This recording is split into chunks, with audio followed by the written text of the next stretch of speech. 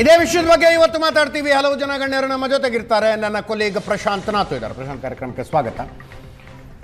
ನಾಗರಾಜ್ ಯಾದವ್ ಅವರು ದಾವಣಗೆರೆಯಿಂದ ನೇರ ಸಂಪರ್ಕದಲ್ಲಿದ್ದಾರೆ ಕಾಂಗ್ರೆಸ್ನ ವಕ್ತಾರರಾಗಿ. ನಾಗರಾಜ್ ಯಾದವ್ ಅವರೇ ನಮಸ್ಕಾರ. ಅಶೋಕ್ ಗೌಡ ಅವರು ಬಿಜೆಪಿ ಜೊತೆಗಿದ್ದಾರೆ. ಅಶೋಕ್ ಗೌಡ ಅವರೇ ತಮಗೂ ಕೂಡ ನಮಸ್ಕಾರ. ನಾಗರಾಜ್ ಬಡದಾಳ ಬಾಗಲಕೋಟೆಯಿಂದ ನಮ್ಮ ಜೊತೆಗೆ ನೇರ ಸಂಪರ್ಕದಲ್ಲಿದ್ದಾರೆ. ನಾಗರಾಜ್ ಅವರು ನಮಸ್ಕಾರ. ನಾಗರಾಜ್ ಬಡದಾಳ್ ಅವರು ದಾವಣಗೆರೆಯಿಂದ, ಅಶೋಕ್ ಶೆಟ್ಟರ್ ಹಿರಿಯ ಪತ್ರಕರ್ತರು ಬಾಗಲಕೋಟೆಯಿಂದ ನಮ್ಮ ಜೊತೆಗೆ ನೇರ ಸಂಪರ್ಕದಲ್ಲಿದ್ದಾರೆ. ಅಶೋಕ್ ಶೆಟ್ಟರ್ ಅವರೇ ತಮಗೂ ನಮಸ್ಕಾರ. ನಮಸ್ಕಾರ. ಫಸ್ಟ್ ದಾವಣಗೆರೆಯಿಂದ ಬಂದಿರುವ ನಾಗರಾಜ್ ಬಡಿದಾಳ್ ಅವ್ರನ್ನ ಕೇಳ್ಬಿಡ್ತೀನಿ. ಏನಿದೆ ಸರ್ ಇವತ್ತಿನ ಸಿಚುವೇಶನ್ ನೋಡಿದ್ರೆ? ದಿನದಿಂದ ದಿನಕ್ಕೆ ನೀವು ಕ್ಷೇತ್ರದಲ್ಲಿ ಅಬ್ಸರ್ವ್ ಮಾಡ್ತಾ ಇರ್ತೀರಿ ಸರ್. ಈಗ ಇವತ್ತು ಕಾವೇರಿ ಇದೆ ಸರ್, ನಾಳೆ ಇನ್ನೂ ಭಾಳ ಕಾವೇ ಇರ್ತದೆ. ನಾಳೆ ಸಂಜೆ ಏನು ಬಹಿರಂಗ ಪ್ರಚಾರಕ್ಕೆ ಸಂಜೆ 5 ಗಂಟೆ ಇವತ್ತು ಜಾಸ್ತಿ ಆಗುತ್ತೆ. ಓಕೆ. ಈಗ ಎಲ್ಲಿ ಎಲೆಕ್ಷನ್ ದಾವಣಗೆರೆದೇನೆಂದರೆ ಬಹಿರಂಗ ಪ್ರಚಾರ ಮುಗಿದ ಮೇಲೆ ಕಾವೇ ಇರ್ತದೆ. ನೀವು ಇಲ್ಲಿವರೆಗೆ ಇರೋದನ್ನ ಸಾಮಾನ್ಯ ಕಾವು ಅನ್ಬೋದು. ಈಗೇನು ಲಾಸ್ಟ್ 40 ಕಾವೇರಿ ಅಂದ್ರೆ ಏನು ಪ್ರಚಾರದ ಕಾವೇರಿದೆನಾ? ಕತ್ತಲೆ ರಾತ್ರಿ ಸರ್. ಹಂಗೆ ಹೇಳ್ರಿ, ಹೇಳಿ ಮತ್ತೆ. ಕತ್ತಲ ರಾತ್ರಿ ದುಡ್ಡು ಹಂಚೋ ರಾತ್ರಿ.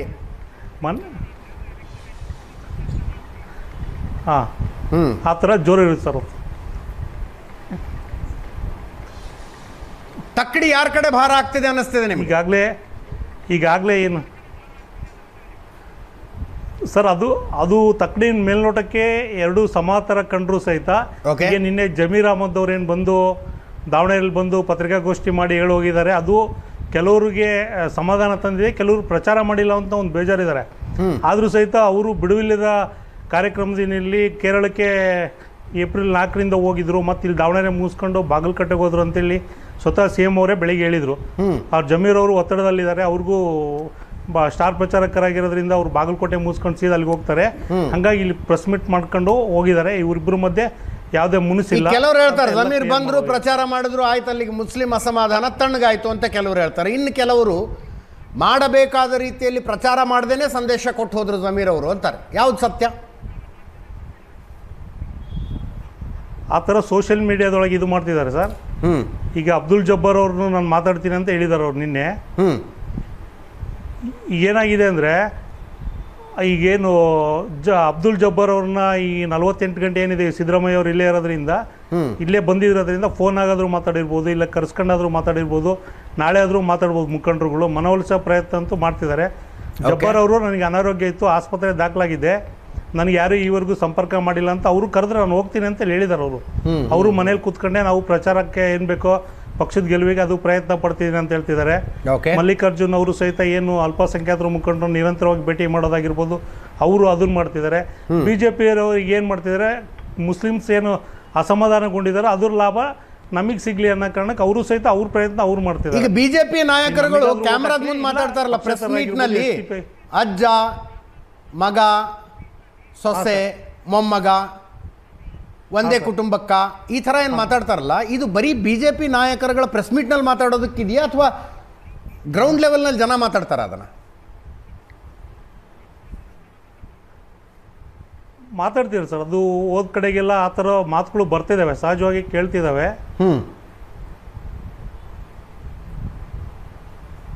ಅದನ್ನು ಅವ್ರು ಮಾತಾಡ್ತಿದ್ದಾರೆ. ಓಕೆ. ಬಟ್ ಸಾಮಾನ್ಯ ಮುಸ್ಲಿಂ ಮತದಾರರು ಈಗ ಇದೇನಾಗಿದೆ ಅಂದರೆ, ಶಾಮನೂರು ಶಿವಶಂಕರಪ್ಪ ಅವರು ಸರ್ ಅವ್ರ ಬಾಯಲ್ಲಿ ಬರೋದು ಒಂದೇ ಮಾತು, ಶಾಮನೂರು ಶಂಕರಪ್ಪರಿದ್ದಾಗ ಏನು ಮುಂದಿನ ಸಾರಿ ನಾನು ನಿಮಗೆ ಟಿಕೆಟ್ ಕೊಡಿಸ್ತೀನಿ ಅಂತ ಹೇಳಿದ್ದು ಅದನ್ನೇ ಈಗಲೂ ಸಹಿತ ಪುನರುಚ್ಚಾರ ಮಾಡ್ತಾರೆ ಅವರು.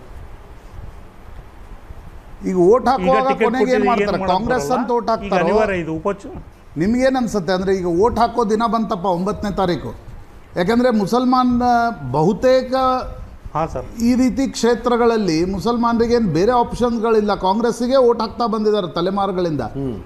ಅವರು ಕೊನೆ ದಿನ ಏನು ಯೋಚನೆ ಮಾಡ್ಬೋದು ಅಂತ ಅನ್ಸುತ್ತೆ. ಈಗ ಕೆಲವ್ರು ಹೇಳ್ತಾರೆ ಇಲ್ಲ ಒಂದು 15-20 ಸಾವಿರ ಓಟ್ ಹೊಡಿಬೋದು ಬೇರೆ ಬೇರೆಯವರು ಅಂತಕ್ಕಂಥದ್ದು. ನಿಮ್ಗೆ ಅನ್ಸುತ್ತಾ ಹೊಡೆದ್ರೆ ಎಷ್ಟು ಹೊಡಿಬೋದು ಅಂತ ಅನ್ಸುತ್ತೆ? ಸರ್ ಹೊಡೆದ್ರೆ ಹೆಚ್ಚು ಕಡಿಮೆ ಒಂದು 25-30% ವ್ಯತ್ಯಾಸ ಆಗ್ಬೋದು ಸರ್. ಅವರು ಅಲ್ಲಿ ಮೂಲಗಳ ಮಾಹಿತಿ ಪ್ರಕಾರ, ಅಲ್ಲಿ ಹೇಳೋ ವಾತಾವರಣ ಪ್ರಕಾರ ಅಷ್ಟಾಗ್ಬೋದು. ಬಿಜೆಪಿ ಅವರು ಎಸ್ ಟಿ ಕ್ಯಾಂಡಿಡೇಟ್ ಟಿಕೆಟ್ ಕೊಟ್ಟಿದ್ದಕ್ಕೆ ದಕ್ಷಿಣ ಕ್ಷೇತ್ರದೊಳಗೆ ಏನು ಅಲ್ಪ ಕಾಂಗ್ರೆಸ್ ವೋಟ್ ಬ್ಯಾಂಕ್ ಏನಾರ ಡೆಂಟ್ ಆಗತ್ತೆ ಅನ್ಸುತ್ತಾ? ಈ ವಿಚಾರದೊಳಗೆ ಮಾತ್ರ ಬಿ ಜೆ ಪಿ ಭಾಳ ಜಾಣ್ಮೆಯ ನಡೆಯಲ್ಲಿಟ್ಟಿದೆ ಸರ್. ಈಗ ಎಸ್ ಟಿ ಸಮುದಾಯ ಅವ್ರಿಗೆ ಕೊಟ್ಟಿರೋದ್ರಿಂದ ಒಂದು 27,000 ಸುಮಾರು 27,000 ಮತದಾರಿದ್ದಾರೆ. ಅವರು 27,000 28,000 ಎಸ್ ಟಿ ಸಮುದಾಯದವರಿದ್ದಾರೆ. ಅವರೆಲ್ಲ ಒಳ್ಳೊಳಗೆ ನಮ್ಮ ಸಮುದಾಯಕ್ಕೆ ಒಬ್ರಿಗೆ ಜನರಲ್ ಇರೋವಂಥ ಕ್ಷೇತ್ರದಲ್ಲಿ ಕೊಟ್ಟಿದ್ದಾರೆ ಅವಕಾಶ ಅಂತೇಳಿ ಅವರು ಮಾಡೋವಂಥ ಪ್ರಯತ್ನಗಳು ಅವರು ಮಾಡ್ತಿದ್ದಾರೆ ಅಂತ ಒಂದು ಮಾಹಿತಿ ಇದೆ. ಈ ಸಿದ್ದೇಶ್ವರು ರೇಣುಕಾಚಾರ್ಯ ಎಲ್ಲ ಒಟ್ಟೊಟ್ಟಿಗೆ ಬಂದು ಪ್ರಚಾರ ನಿರೀಕ್ಷಿತ ಆಗಿತ್ತು. ಇದು ಕಾಸ್ಮೆಟಿಕ್ ಮೇಲ್ನೋಟಕ್ಕೆ ಮಾತ್ರ ಇರೋದಾ ಅಥವಾ ನಿಜವಾಗ್ಲೂ ಆ ಬಣಗಳು ಒಂದಾದಂಗೆ ಅನ್ನಿಸ್ತಾ ಇದೆಯಾ ಬಿಜೆಪಿಯ ಬಣಗಳು? ಈ ಮೇಲ್ನೋಟಕ್ಕೆ ಅನ್ನೋದಕ್ಕಿಂತ ಇವ್ರ ಮಧ್ಯೆ ಏನು ಮನೆಯೊಂದು ಹಲವು ಬಾಗಿಲು ಅನ್ನಂಗಾಗಿತ್ತು ಸರ್. ದಾವಣಗೆರೆ ಜಿಲ್ಲಾ B J P GM Siddeshwara ಅವ್ರದ್ದು ಒಂದು ಬಣ ಆಗಿತ್ತು, ರವೀಂದ್ರನಾಥ್ ರೇಣುಕಾಚಾರ್ಯ ಅವ್ರದ್ದು ಒಂದು ಬಣ ಆಗಿತ್ತು. ಕಾರ್ಯಕರ್ತರೇ ಅವ್ರ ಪಾಡಿಗೆ ಅವರಿದ್ದರು. ಇವರಿಗೆಲ್ಲರಿಗೂ ಉಪಚುನಾವಣೆ ಅನ್ನೋದಂದರೆ ಒಂದು ಹಗ್ಗದಲ್ಲಿ ಹಾಕುವಂಥ ಒಂದು ಕೆಲಸವನ್ನು ಮಾಡಿದೆ. ಅಲ್ಲ, ನಿಜವಾಗ್ಲೂ ಒಟ್ಟಿಗೆ ಎರಡು ಬಣಗಳ ಕೆಲಸ ಮಾಡ್ತಾ ಇದ್ದಾವ ಅಥವಾ ಕ್ಯಾಮ್ರಾ ಮುಂದೆ ಹಂಗೆ ಕಾಣಿಸ್ತಿದ್ಯಾ? ಮಾಡ್ತಿದ್ದಾರೆ. ಎಲ್ಲರೂ ಪ್ರತಿಯೊಬ್ಬರು ಏನು ಬಣದಲ್ಲಿರೋರು ಏನಿದಾರಲ್ಲ, 2-3 ಬಣಗಳಲ್ಲಿ ಏನಿದಾರಲ್ಲ ಎಲ್ಲರ ಮೇಲೂ ಅಪವಾದ ಇದೆ. ಅವರೆಲ್ಲ ಅಪವಾದದಿಂದ ಕಳಿಸ್ಕೋಬೇಕಂದ್ರೆ ಪ್ರಾಮಾಣಿಕವಾಗಿ ಈ ಎಲೆಕ್ಷನ್ ಮಾಡಲೇಬೇಕಂತ ಅನಿವಾರ್ಯತೆ ಅವಶ್ಯಕತೆ ಇದೆ ಅವರಿಗೆ. ಹಾಗಾಗಿ ಮಾಡ್ತಿದ್ದಾರೆ ಅವರು. ನಾಗರಾಜ್ ಯಾದವ್ ಅವರೇ, 3ನೇ ತಲೆಮಾರಿಗೆ ಪಟ್ಟಗಟ್ಟುವ ಪ್ರಯತ್ನ, ಈ ನರೇಟಿವ್ ಹೆಂಗೆ ಕೌಂಟರ್ ಮಾಡ್ತಾ ಇದ್ದೀರಿ? ಇದು ನೋಡಿ, ಕೆಲವು ಜನ ವಿಶೇಷವಾಗಿ ಬಿಜೆಪಿಯವರು ಮತ್ತು ಅವರ ಅಲಯನ್ಸ್ ಪಾರ್ಟ್ನರ್ JDS ನ ನಾಯಕರುಗಳು ಮಾತಾಡ್ತಾ ಇರ್ತಕ್ಕಂಥ ಸತ್ಯ ಅಂತ ಮಾತು ಹೇಳ್ತೀನಿ. ಸಾರ್ವಜನಿಕವಾಗಿ ನಾನು ಕಳೆದ ಒಂದು ವಾರದಿಂದ ದಾವಣಗೆರೆಯಲ್ಲಿ ಹಲವಾರು ಬೂತ್ಗಳಲ್ಲಿ ಕೆಲಸ ಮಾಡಿದ್ದೀನಿ. ನನಗೂ ಕೂಡ 10 ಬೂತ್ ಪರ್ಸನಲ್ ಇನ್ಚಾರ್ಜ್ ಕೊಟ್ಟಿದ್ರು, ವಾರ್ಡ್ ನಂಬರ್ 11. ಯಾಕಂದ್ರೆ ದಾವಣಗೆರೆ ರಿಪೋರ್ಟರ್ ಇದಾರೆ ಅಲ್ಲಿ. ಫಾರ್ ಎಕ್ಸಾಂಪಲ್ ದಾವಣಗೆರೆ ನಾನು ಕೊಟ್ಟಂತ 10 ಬೂತ್ಗಳು ನೋಡಿದಾಗ ಬೂತ್ ನಂಬರ್ 82 ಒಂದು ಬಿಟ್ಟರೆ ಬಿಜೆಪಿ ಲೀಡ್, 9ರಲ್ಲೂ ಕೂಡ ಕಾಂಗ್ರೆಸ್ ಲೀಡ್ ಸತತವಾಗಿ 3-4 ಎಲೆಕ್ಷನ್ ಇಂದ ಬಂದಿರ್ತಕ್ಕಂಥದ್ದು. ಇವತ್ತು ಮನೆಗೆ ಹೋಗ್ತಾರೆ, ನಾವು ಮೊದಲಿಂದ ಹಾಕಿರೋದು ಕಾಂಗ್ರೆಸ್ಗೆನೆ, ಮೊದಲಿಂದ ಹಾಕಿದ್ದು ಶಾವನೂರ್ ಸಾಹೇಬ್ರಿಗೆನೆ, ನಾವ್ಯಾಕೆ ಬದಲಾವಣೆ ಮಾಡ್ಬೇಕು, ಅವ್ರ ಋಣ ನಮ್ಮ ಮೇಲೆ ಇದೆ ಅನ್ನೋ ಮಾತುಗಳು ಮಾತಾಡ್ತಾರೆ ಜನ. ನಾನು ಎಲ್ಲಾ ಮನೆಗಳಿಗೆ ಹೋಗಿರೋದಕ್ಕೆ ಹೇಳ್ತಾ ಇರ್ತಕ್ಕಂಥದ್ದು, ರಾಜಕೀಯವಾಗಿ ಟೀಕೆ ಟಿಪ್ಪಣಿಗಳನ್ನ ಪ್ರೆಸ್ ಕಾನ್ಫರೆನ್ಸ್ ಅಲ್ಲಿ ಹೇಳ್ತಾ ಇರ್ತಕ್ಕಂಥ ನಿಜ. ಆ ಬಿಜೆಪಿಯವರು ಎಲ್ಲರೂ ಕೂಡ ಒಟ್ಟಿಗೆ ಇದೆಯೋ ತೋರಿಸ್ಲಿಕ್ಕೆ ಪ್ರಯತ್ನವನ್ನು ಮಾಡ್ತಾ ಇದ್ದಾರೆ. ವಿಜಯೇಂದ್ರ ಅವರು ಅಲ್ಲೇ ಇದ್ರು 4-5 ದಿವಸದಿಂದ, ನಾನು ಕೂಡ ಹಲವಾರು ಬಾರಿ ಭೇಟಿಯಾಗಿದ್ದು ನೋಡಿದ್ದೀನಿ. ಅವರು ಎಲ್ಲರನ್ನು ಒಟ್ಟಿಗೆ ತಗೊಂಡೋಗ್ಲಿಕ್ಕೆ ಪ್ರಯತ್ನವನ್ನು ಮಾಡ್ತಾರೆ. ಆದ್ರೆ ಸಿದ್ದೇಶ್ವರ ಟೀಮ್ ಅವ್ರ ಕೆಲಸವನ್ನ ಮಾಡ್ತಾರೆ. ನಾವು ಕಾಂಗ್ರೆಸ್ ನಾಯಕರು, ಈ ಜಿಲ್ಲೆಯಲ್ಲಿ ನಾವು ಲೀಡರ್ಗಳನ್ನ ತೋರಿಸ್ಕೊಳಕ್ ಅವರು ಪ್ರಯತ್ನ ಮಾಡ್ತಾರೆ. ರೇಣುಕೇಶ್ ಅವರ ಪ್ರಯತ್ನವನ್ನು ಮಾಡ್ತಾರೆ. ಅವ್ ಏನೇ ಪ್ರಯತ್ನ ಮಾಡಿದ್ರು ಕೂಡ ಕಳೆದ 4-5 ಚುನಾವಣೆಗಳು ನೋಡಿದ್ರು ಕೂಡ ಆ ಭಾಗದ ಜನ ಯಾವಾಗ್ಲೂ ಕೂಡ ಕಾಂಗ್ರೆಸ್ನ ಪರವಾಗಿರ್ತಕ್ಕಂಥದ್ದು ಯೋಚನೆ ಮರಿಬಾರದು ಅನ್ನೋ ಮಾತನ್ನ ಹೇಳ್ತಾ ಇದ್ದೀನಿ. ಹೇಳಿದ್ದೆ ಒಂದಾಯ್ತು, ಕಾಂಗ್ರೆಸ್ ಪರವಾಗಿದ್ದಾರ್ರಿ, ಕಾಂಗ್ರೆಸ್ ಕ್ಯಾಂಡಿಡೇಟ್ ಯಾರು ಆಗಬಹುದಾಗಿತ್ತು, ಶಾಮನೂರ್ ಕುಟುಂಬದವರಾಗಿದ್ದ ವಿಷಯ, ಅದನ್ನ ಕೌಂಟರ್ ಮಾಡ್ಬೇಕಲ್ಲ. ಸಾರ್ವಜನಿಕರಿಗೆ ಆ ಕುಟುಂಬದ ನಂಬಿಕೆ ಇರತಕ್ಕಂಥ ನಮ್ಗೆ ಪ್ಲಸ್ ಪಾಯಿಂಟ್ ಆಗಿರ್ತಕ್ಕಂಥದ್ದು ಮಾತನ್ನ ಹೇಳ್ತಾ ಇದ್ದೀನಿ. ಇವತ್ತಿನ ದಿವಸ ಎಲ್ಲೂ ಕೂಡ ಬಹಿರಂಗವಾಗಿ ಶಾವನೂರ್ ಶಿಕ್ರಪ್ಪರು ನೆಕ್ಸ್ಟ್ ಎಲೆಕ್ಷನ್ಗೆ ಬರ್ತಕ್ಕಂಥ ಸಂದರ್ಭ ನಿಮಗೆ ಕೊಡ್ತೀವಿ ಟಿಕೆಟ್ ಅಂತ ಎಲ್ಲೂ ಬಹಿರಂಗವಾಗಿ ಹೇಳಿಲ್ಲ. ಆದ್ರೆ ಆಂತರಿಕವಾಗಿ ನಡೆದಿದೆ, ನನಗೆ ಗೊತ್ತಿಲ್ಲದಿರೋ ವಿಚಾರ ಅದನ್ನ. ಆದ್ರೆ ಒಂದು ಮಾತ್ರ ಹೇಳ್ತಾ ಇದೀನಿ ಕೇಳಿ, ನಾಗರಾಜ್ ಯಾದವ್ ಇಷ್ಟೆಲ್ಲ ಇದ್ದಿದ್ದೇ ಆಗಿದ್ರೆ ಒಬ್ಬ ಜಮೀರ್ ಅಹ್ಮದ್ ಖಾನ್ ಏಪ್ರಿಲ್ 5ಕ್ಕೆ ಬರ್ತಾರೆ ಅಂತ CM ಹೇಳಿದ್ರು. ನಾನು ಹೋಗ್ಲಿಕ್ಕೆ ಆಗಲ್ಲ, ನನಗೆ ವೇಣುಗೋಪಾಲ್ ಹಿಡಿದಿಟ್ಕೊಂಡಿದ್ದಾರೆ ಅಂತ ಅವ್ರು ಕೇರಳದಲ್ಲಿ ಹೇಳಿದರು. ನಾನು ಕೇಳ್ಕೊಂಡಿದ್ದ ಪ್ರಕಾರ ದಿಲ್ಲಿಯಿಂದ ರಾಹುಲ್ ಗಾಂಧಿನೋ ಪ್ರಿಯಾಂಕಾ ಗಾಂಧಿನೋ ವೇಣುಗೋಪಾಲ್ಗೆ ಫೋನ್ ಮಾಡಿ ಜಮೀರನ್ನ ದಾವಣಗೆರೆಗೆ ಕಳಿಸಿ ಅಂತ ಹೇಳಿದರು. ಅಂದ್ರೆ ಅದು ವಲ್ನರೇಬಲ್ ಅಲ್ವಾ? ನಾನು ಸತ್ಯ ಒಂದು ಹೇಳ ನಿಮಗೆ, ಹೇಳಿ ದಯವಿಟ್ಟು ಹೇಳಿ. ಇದರಲ್ಲಿ ರಾಹುಲ್ ಗಾಂಧಿ ಅವರು, ಸೋನಿಯಾ ಗಾಂಧಿ ಅವರು ಇಂಟರ್ಫೇರ್ ಆಗಿರ್ತಕ್ಕಂಥ ಅವ್ರು ಕಳಿಸ್ಕೊಟ್ರು. ಇವೆಲ್ಲವೂ ಕೂಡ ಯಾರೋ ಬೇಕಂದಲ್ಲಿ ಹಬ್ಬಿಡ್ಸಕ ಸುದ್ದಿಗಳೇ ಹೊರತು. ಸರ್ ಆಗಿದ್ರೆ ಒಳ್ಳೇದು ಸರ್, ಒಂದು ಎಲೆಕ್ಷನ್ ಅನ್ನ ನಿಮ್ಮ ಹೈಕಮಾಂಡ್ ಸೀರಿಯಸ್ ಆಗಿ ತಗೊಂಡಿದೆ ಅಂತ ಅರ್ಥ. ಸಮಸ್ಯೆ ಇರೋದೇ ಅದು, ಎಲೆಕ್ಷನ್ ಗಳನ್ನ ಸೀರಿಯಸ್ ಆಗಿ ತಗೋತಿಲ್ಲ ಅಂತ. ಆಯ್ತಪ್ಪ, ಸೋನಿಯಾ ಗಾಂಧಿ ಅವರು, ರಾಹುಲ್ ಗಾಂಧಿ ಅವರು ಪರ್ಸನಲ್ ಆಗಿ ದಾವಣಗೆರೆ ಗೆಲ್ಲೋ ವಿಷಯದಲ್ಲಿ ತಲೆ ಕೆಡಿಸ್ಕೊಂಡಿದ್ದಾರೆ ಅಂದ್ರೆ ಗುಡ್ ಫಾರ್ ಯು ಪೀಪಲ್. ನಾವು ಒಂದು ನಿಮಿಷ, ಜನರಲ್ ಎಲೆಕ್ಷನ್ ಅಲ್ಲಿ ಹೈಕಮಾಂಡ್ ಲೀಡರ್ಗಳು ಇಂಟರ್ಫಿಯರ್ ಆಗ್ತಾರೆ. ಈ ಬೈ ಎಲೆಕ್ಷನ್ ಅಲ್ಲಿ ರಾಜ್ಯದ ಮುಖಂಡರುಗಳು, ಮುಖ್ಯಮಂತ್ರಿಗಳು, KPCC ಅಧ್ಯಕ್ಷರು ಮತ್ತು ಶಾವನೂರ್ ಕುಟುಂಬ ಪ್ರಬಲವಾಗಿರ್ತಕ್ಕಂಥವ್ರು ನಾವು ಮ್ಯಾನೇಜ್ ಮಾಡ್ತೇವೆ ಅಂತ ನಂಬಿಕೆ ಅವ್ರಿಗಿದೆ. ಹಾಗಾಗಿ ಎಲ್ಲದಕ್ಕೂ ಕೂಡ ಆ ಲೆವೆಲ್ ತರಲಿಕ್ಕೆ ಹೋಗ್ಬೇಡಿ. ಅಷ್ಟೊಂದು ವಿಚಾರನ ಬಿಜೆಪಿ ಕೂಡ ತಲೆ ಕೆಡಿಸ್ಕೊಳ್ಳೋ ಅವಶ್ಯಕತೆ ಇಲ್ಲ. ನನ್ನ ಜಮೀರ್ ಅವರ ನಾನೇ ಖುದ್ದಾಗಿ ಮಾತಾಡಿದ್ದೇನೆ. ಟೂರ್ ಪ್ರೋಗ್ರಾಮ್ ನೋಡಿದ್ರೆ ನೀವು ಅದರ ಜೊತೆಗೆ ಆದ್ರೆ ಅಲ್ಪಸಂಖ್ಯಾತರು ಕೂಡ ಸ್ವಲ್ಪ ನಾರಾಜಾಗಿದ್ದು ನಿಜ. ಆದ್ರೆ ಖಂಡಿತವಾಗ್ಲೂ ಕೂಡ ಕಾಂಗ್ರೆಸ್ ನ ಬಿಟ್ಟು ಬೇರೆ ಯಾರಿಗೂ ಕೂಡ ಓಟ್ ಹಾಕೋ ಪ್ರಶ್ನೆನೇ ಇಲ್ಲ. ಅವ್ರು ಯಾವಾಗ್ಲೂ ಹೇಳಿದ್ದಾರೆ, ನಾವು ಸಂವಿಧಾನದಲ್ಲಿ ನಂಬಿಕೆ ಇಟ್ಕೊಂಡು ನಮ್ಮನ್ನ ರಕ್ಷಣೆ ಮಾಡ್ಕೊಂಡು ಬಂದ ಕಾಂಗ್ರೆಸ್ ಪಕ್ಷ ಖಂಡಿತವಾಗ್ಲೂ ಕಾಂಗ್ರೆಸ್ ಕೈ ಹಿಡ್ತೀವಿ. ನಮ್ಮ ಹಕ್ಕನ್ನ ಪ್ರತಿಪಾದನೆ ಮಾಡದೆ ಹೊರತು ನಾವು ಭಿನ್ನಮತ ಆಗ್ಲಿ ಕಾಂಗ್ರೆಸ್ ಮೇಲೆ ಅಸಮಾಧಾನ ಆಗ್ಲಿ ಇಲ್ಲ ಅಂತಕ್ಕಂಥದ್ದು. ಯಾಕಂದ್ರೆ ಆ ಏರಿಯಾಗಳು 10 ಬೂತ್ಗಳು ನಾನೇ ಕೆಲಸ ಮಾಡಿದ್ದೀನಿ, ಅಲ್ಲಿ ಒಬ್ರು ಕೂಡ ಅಪಸ್ವರನ ಎತ್ತಲಿಲ್ಲ, ಯಾರು ಕೂಡ ಇಲ್ಲ ಸಲ್ಲದ ವಿಚಾರಗಳನ್ನ ಮಾತಾಡ್ಲಿಲ್ಲ, ಯಾವ್ದು ಯಾರ ಡಿಮಾಂಡ್ಗಳನ್ನ ಇಟ್ಲಿಲ್ಲ. ನಾನು ಜಬ್ಬಾರ್ ಅವ್ರನ್ನ ಕೂಡ ಖುದ್ದಾಗಿ ಭೇಟಿಯಾದಾಗ ನನ್ನ ಆರೋಗ್ಯ ಸರಿ ಇರಲಿಲ್ಲ, ಖಂಡಿತವಾಗ್ಲೂ ಕೂಡ ನಾನು ಕಾಂಗ್ರೆಸ್ ಪರ ಕ್ಯಾಂಪೇನ್ ಮಾಡ್ತೀನಿ ಅಂತ ಹೇಳಿದ್ದಕ್ಕದು ನಿಜ. ನಾನು ಇಲ್ಲಿದ್ಕೊಂಡು ನಾನೇ ವಾಸ್ತವಾಂಶ ಸತ್ಯವನ್ನು ಹೇಳ್ತಾ ಇದ್ದೀನಿ ನಿಮ್ಗೆ. ಹಾಗಾಗಿ ಸೋಲು ಖಚಿತ ಅಂತಕ್ಕಂಥ ಬಿಜೆಪಿ ಗೊತ್ತಿರ್ತಕ್ಕಂಥ ಸಂದರ್ಭದಲ್ಲಿ ಅವರು ಅಲ್ಪಸಂಖ್ಯಾತರ ಬೆಳೆಗೆ ಮೊಸಳೆ ಕಣ್ಣೂರು ಹಾಕ್ತಾ ಇದಾರಲ್ಲ, ಅವ್ರಿಗೆ ಯಾವ ಲಾಭನೂ ಆಗಲ್ಲ. ಒಂದು ಸಿಂಗಲ್ ಓಟು ಅವ್ರಿಗೆ ಬರೋದಿಲ್ಲ, ಇನ್ಕ್ಲೂಡಿಂಗ್ ಲಿಂಗಾಯತ್ ಓಟು ಬರಲ್ಲ, ಇನ್ಕ್ಲೂಡಿಂಗ್ OBC ಓಟ್ಸು ಬರಲ್ಲ. ಯಾಕಂದ್ರೆ ನಾವು ಕೊಟ್ಟಿರ್ತಕ್ಕಂಥ ಕಾರ್ಯಕ್ರಮಗಳು ಇವತ್ತು ನಮ್ಮ ಕೈ ಹಿಡಿತೀವಿ ಅನ್ನೋ ಮಾತು ಹೇಳ್ತೀವಿ. ಸರ್ವ ಜನಾಂಗರ ಅಲ್ಲಿ ಇರ್ತಕ್ಕಂಥ ಜನ ನಮ್ಮ ಪರವಾಗಿ ನಿಂತಿರ್ತಕ್ಕಂಥದ್ದು ಖಂಡಿತವಾಗ್ಲೂ ಸತ್ಯ.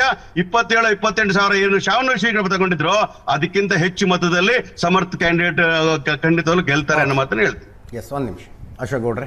ನೋಡಿ, ಪ್ರತಿಯೊಬ್ಬ ಕನ್ನಡಿಗನಿಗೆ ಪ್ರತಿಯೊಬ್ಬರಿಗೆ ಅರ್ಥ ಆಗ್ಬಿಟ್ಟಿದೆ ಇದು 5G ಸರ್ಕಾರ, ಇದು 5C ಸರ್ಕಾರ ಅಂತ.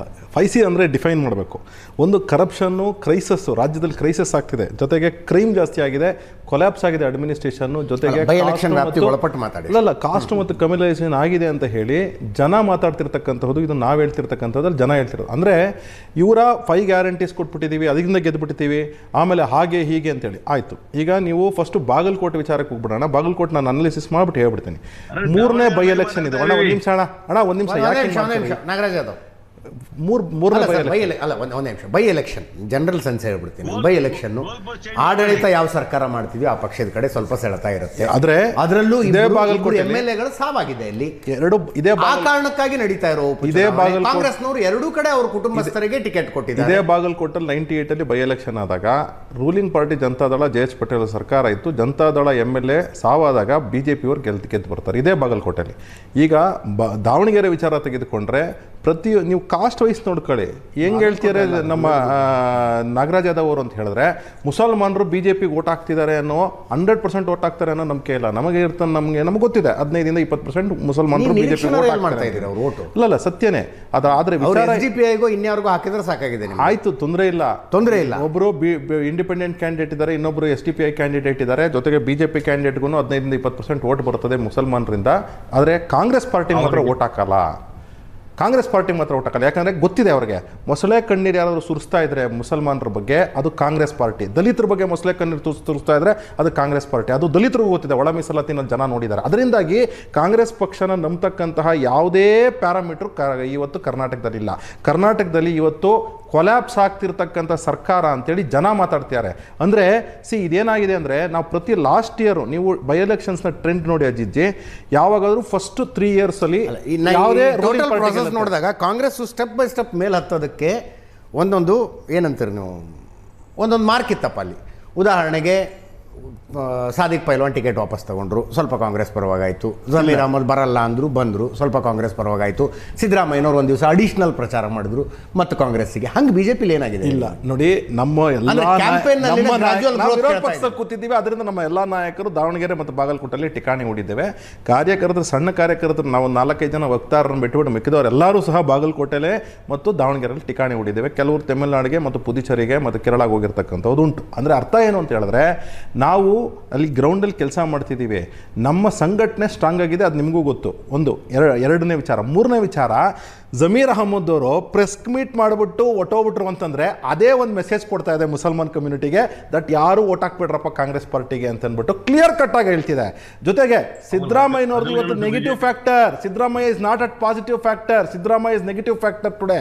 ಕೆಲವು ಸತಿ ರಾಹುಲ್ ಗಾಂಧಿ ಬಂದರೆ ಪನೌತಿ ಅಂತ ಏನು ಹೇಳ್ತಾರೆ, ಸೋಲ್ತಾರೆ ಅಂತ ಹೇಳಿ ಸಿದ್ದರಾಮಯ್ಯನವರು ಅದೇ ರೀತಿ ಇದೆ. ಆಮೇಲೆ ಡಿವಿಷನ್ ಇನ್ Congress party DK Shivakumar plus Siddaramaiah, DK Shivakumar versus Siddaramaiah ಏನಿದೆ ಅಲ್ಲ, ವಾತಾವರಣ ಬದಲಾಗಿದೆ ಅನ್ನೋದನ್ನ ಅದು ಹಿಂದೆ, ಇವತ್ತಲ್ಲ.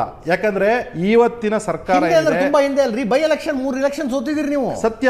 ಅದು ಯಾವಾಗ 2 ವರ್ಷ ಆಗಿತ್ತು ನಾವು ಕಾಂಗ್ರೆಸ್ ಸರ್ಕಾರ ಮಾಡಿ. ಈಗ ನಾನು ಅದನ್ನೇ ಹೇಳಿ ಕೊರಟೆ ಅಜ್ಜಿಜ್ಜಿ, 4ನೇ ವರ್ಷದ ನಂತರದಲ್ಲಿ ಯಾವ ಚುನಾವಣೆಗಳಾಗ್ತದೆ ಅದು ವಿರೋಧ ಪಕ್ಷದ ಪರವಾಗಿ ಹೋಗಿರ್ತಕ್ಕಂಥದ್ದು ಟ್ರೆಂಡ್ ಇದೆ. ಇವಾಗ ಆ ಟ್ರೆಂಡ್ 3ನೇ ವರ್ಷಕ್ಕೆ ಬಂದಿರ್ತಕ್ಕಂಥದ್ದು ಟ್ರೆಂಡ್ ಏನಾಗಿತ್ತು. 17ರಲ್ಲಿ ನಂಜನಗೂಡು ಗುಂಡ್ಲುಪೇಟೆ ನಡೆದಿತ್ತು. ಹೌದು, ಕರೆಕ್ಟ್. 17ರಲ್ಲಿ ನೋಡಿ ನೀವು ಒಪ್ಕೊಂತೀರಾ ನಾಥುಜಿ ಏನು ಅಂತ ಹೇಳಿದ್ರೆ 2013ರಿಂದ 18 ಸಿದ್ದರಾಮಯ್ಯನವರೇ ಬೇರೆ, 2023ರಿಂದ 26ವರೆಗೂ ಸಿದ್ದರಾಮಯ್ಯನವರು ಏನಿದ್ದಾರೆ complete collapse of administration, crisis in administration, D K Shivakumar versus Siddaramaiah. ಈಗ ಸಮಸ್ಯೆ ಚನ್ನಪಟ್ಟಣ ಮತ್ತು ಶಿಗ್ಗಾಂವ್ ಚುನಾವಣೆ, ನೀವು ಆವತ್ತಿನ ಚುನಾವಣೆಗೆ ಶಿಗ್ಗಾಂವ್ ಚುನಾವಣೆ ನಡೀತು. ಆವತ್ತು ಕಾಂಗ್ರೆಸ್ನವರು ಮುಸ್ಲಿಂ ಕ್ಯಾಂಡಿಡೇಟ್ ಹಾಕಿದ್ರು, ಮುಖ್ಯಮಂತ್ರಿ ಪುತ್ರ ಕಣದಲ್ಲಿದ್ರು. ನೋಡಿ ಒಂದು ಹೇಳ್ತೀನಿ, ಆವತ್ತು ಸಿದ್ದರಾಮಯ್ಯನವ್ರನ್ನ ನೀವು ಟೀಕಿಸೋದು ಬೇರೆ, ಬಟ್ ಚುನಾವಣೆಯಲ್ಲಿ ಮನಸ್ಸಿದ್ರ 23ರ ನಂತರ ಚುನಾವಣೆಯಲ್ಲಿ ಮನಸ್ಸು ತೋರಿಸಿದ್ರೆ. ಈಗ ನಾಥುಜಿ 2024ರಲ್ಲಿ ನಡೆದಂಥ ಚುನಾವಣೆಗಳಿಂದ ಬೈ ಎಲೆಕ್ಷನ್ಸು ಅದು ಕಾಂಗ್ರೆಸ್ ಪರವಾಗಿ ಇತ್ತು. ಇವತ್ತು 2026ರಲ್ಲಿ ಜನಕ್ಕೆ ರೋಸ್ ಎದ್ದೋಗ್ಬಿಟ್ಟವ್ರೆ. ನೀವು ಯಾವುದೇ ಸರ್ಕಾರ ಡಿಬೇಟ್ ನಲ್ಲಿ ಹೇಳಿದ್ರ ಕಾಂಗ್ರೆಸ್ ಪರವಾಗಿದೆ ಅಂತ, ಅಲ್ಲೂ ಹಿಂಗೆ ಅಂತಿದ್ರಿ.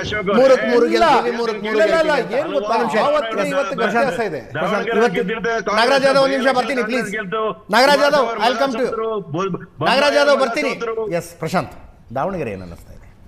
ವಾತಾವರಣ ಬದಲಾದಂತೆ ಅಥವಾ ಸ್ಟಾಗ್ನೆಂಟ್ ಆಗಿದೆ, ಅದೇ ಥರ ಪ್ರಚಾರ ನಡೆದು? ನನಗನ್ಸುತ್ತೆ ಸ್ವಲ್ಪ ಲೀಡ್ ವಾಸ್ ಹ್ಯೂಜ್. ಆ ಲೀಡ್ ನಿಶ್ಚಿತವಾಗಿ ಕಡಿಮೆ ಆಗುತ್ತೆ.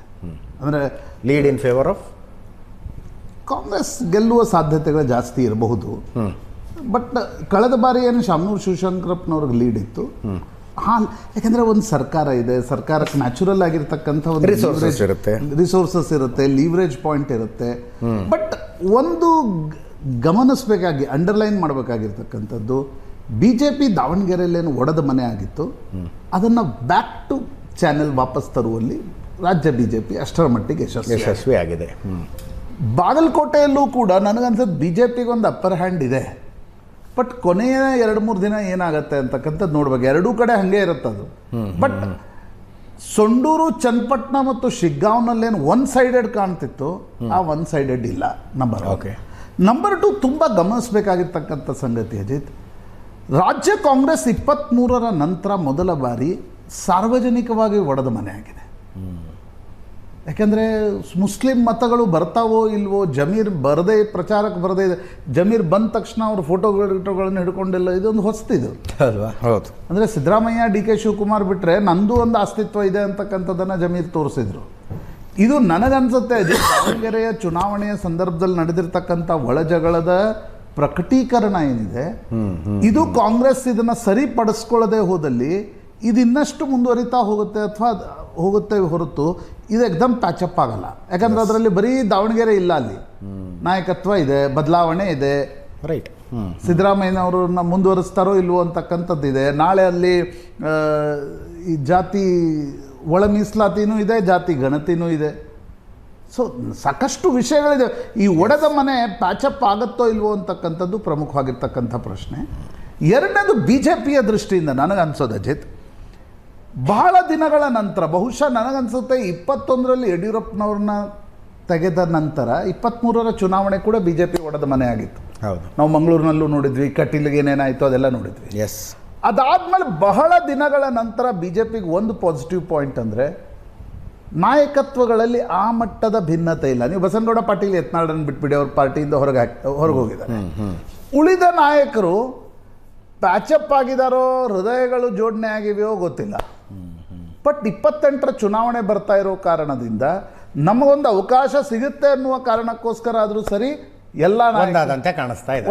ಎಲ್ಲ ನಾಯಕರು ಒಟ್ಟಾಗಿ ಬರ್ತಾ ಇರತಕ್ಕಂಥದ್ದು is a positive point for BJP. ನಾಳೆ ಸಂಜೆಯ ತನಕ ಅವಕಾಶ 2 ಬೈ ಎಲೆಕ್ಷನ್ಗಳಲ್ಲಿ ಬಹಿರಂಗ ಪ್ರಚಾರಕ್ಕೆ. ಈ ಸಂದರ್ಭದಲ್ಲಿ ನಿರ್ಮಾಣವಾಗಿರುವ ವಾತಾವರಣದ ಚರ್ಚೆ ಮಾಡ್ತಾ ಇದ್ದೀವಿ. ನಮ್ಮ ಜೊತೆಗೆ ಹಿರಿಯ ಪತ್ರಕರ್ತರಾದ ಅಶೋಕ್ ಶೆಟ್ಟರ್ ಅವರು ಬಾಗಲಕೋಟೆಯಿಂದ ಜಾಯ್ನ್ ಆಗಿದ್ದಾರೆ. ಅಶೋಕ್ ಶೆಟ್ಟರ್ ಅವರು ನಮಸ್ಕಾರ. ನಮಸ್ಕಾರ. ಎಲೆಕ್ಷನ್ ಘೋಷಣೆ ಆದಾಗಿನಿಂದ ಇಲ್ಲಿ ತನಕ ವಾತಾವರಣ ಏನಾದ್ರು ಬದಲಾದಂಗೆ ಅನ್ನಿಸ್ತಾ ಇದೆಯಾ ಅಥವಾ ಸ್ಟಾಗ್ನೆಂಟಾ? ಸರ್, ಬಾಗಲಕೋಟೆ ಉಪಚುನಾವಣೆ ಘೋಷಣೆ ಆರಂಭದಲ್ಲಿ ಇದ್ದಂತಹ ವಾತಾವರಣಕ್ಕೂ ಈ ಕ್ಷಣದ ವಾತಾವರಣಕ್ಕೂ ಅಜಗಜಾಂತರ ವ್ಯತ್ಯಾಸವಾಗಿದೆ ಅಂತ ಹೇಳ್ಬೋದು. ಆರಂಭದಲ್ಲಿ ಕಾಂಗ್ರೆಸ್ ಅಭ್ಯರ್ಥಿ HY ಮೇಟಿ ಅವರ ನಿಧನರಾದ ನಂತರ ಕಾಂಗ್ರೆಸ್ ಟಿಕೆಟಿನ ಬಗ್ಗೆ ಅವರ ಕುಟುಂಬದಲ್ಲಿ ಸಾಕಷ್ಟು ಗೊಂದಲ, ಪೈಪೋಟಿ ಏರ್ಪಟ್ಟಿರತಕ್ಕಂಥದ್ದು. ಹಾಗೇನೆ ಬಿಜೆಪಿಯಲ್ಲೂ ಸಹಿತ ಟಿಕೆಟ್ ಯಾರಿಗೆ ಅನ್ನುವಂತ ಒಂದು ಪ್ರಶ್ನೆ ಎದುರಾಗಿತ್ತು. ಈ ನಡುವೆ ಸಾಕಷ್ಟು ಚರ್ಚೆ ಎಲ್ಲ ಆದ ನಂತರ ಸ್ವತಃ ಮೇಟಿ ಕುಟುಂಬದ ಒಂದು ಟಿಕೆಟ್ ಪೈಪೋಟಿಯನ್ನ ತಗ್ಗಿಸ್ಲಿಕ್ಕೆ ಸ್ವತಃ ಅಖಾಡಕ್ಕೆ ಸಿದ್ದರಾಮಯ್ಯ ಇಳಿಬೇಕಾದಂತ ಪರಿಸ್ಥಿತಿ ನಿರ್ಮಾಣ ಆಯಿತು. ಆ ನಂತರದಲ್ಲಿ ಅವ್ರ ಕುಟುಂಬದಲ್ಲಿ ಒಗ್ಗಟ್ಟನ್ನ ಕಾಯ್ಕೊಂಡ್ರು. ಇತ್ತ ಕಡೆ ಬಿಜೆಪಿಯು ಸಹಿತ ಮಾಜಿ ಶಾಸಕ ವೀರಣ್ಣ ಚರಂತಿಮಠರನ್ನೇ ಅಧಿಕೃತ ಅಭ್ಯರ್ಥಿ ಅಂತ ಘೋಷಣೆ ಮಾಡಿತು.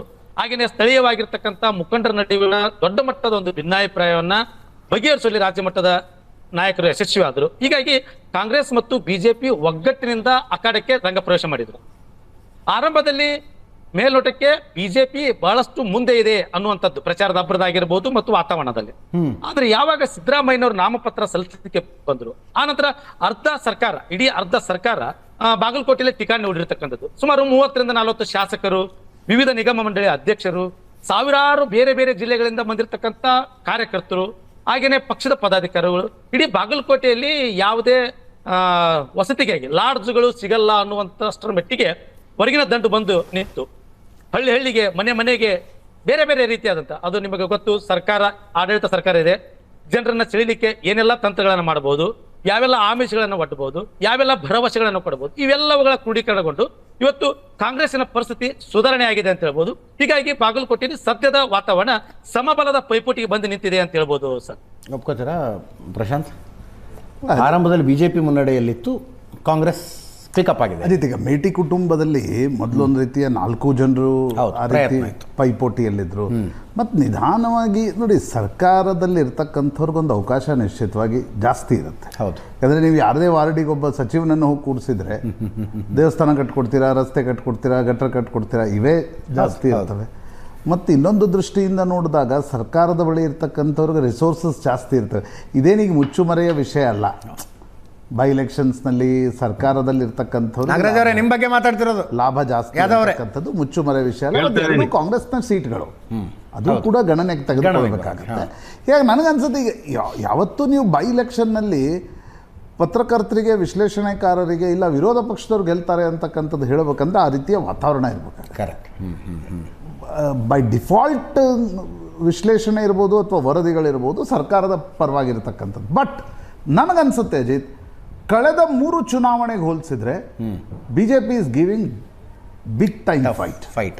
ಕಳೆದ ಬಾರಿ ನಮ್ಗೆ ನೇರವಾಗಿ ಅನಿಸ್ತಾ ಇತ್ತು, ಚನ್ನಪಟ್ಟಣದಲ್ಲಿ CP ಯೋಗೇಶ್ವರನ ಬಿಟ್ಕೊಟ್ರು, ಸೊಂಡೂರಿನಲ್ಲಿ ಫೈಟೇ ಇರಲಿಲ್ಲ.